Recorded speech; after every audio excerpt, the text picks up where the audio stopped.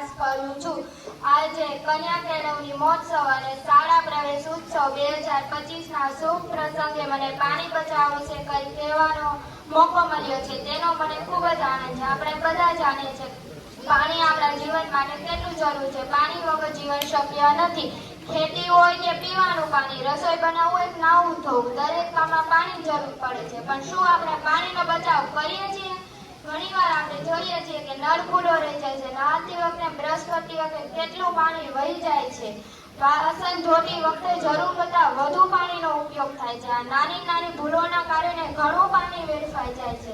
પાણી બચાવ આપણે શું કરી શકીએ? નળ ખુલ્લા ન છોડીએ, બ્રશ કરતી વખતે નળ બંધ રાખીએ, ટપકતા પાઇપનો તરત જ રિપેર કરીએ, વરસાદના પાણીનો સંગ્રહ કરીએ, બગીચામાં પાણી છાંટવા કલેસરપૂર્વક ઉપયોગ કરીએ।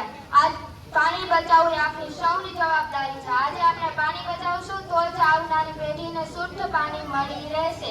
કન્યા કેળવણી સમયે આપણે સૌ સાથે મળી પાણી બચાવવાનો સંદેશ ઘર ઘર સુધી પહોંચાડીએ। જીવન અમૃત સમા શુદ્ધ પાણી મેળવીએ। જળ એ જીવન, આપના સૌનો એક જ નારો, પાણી બચાવ જીવન બચાવ, પાણી બચાવ જીવન બચાવ।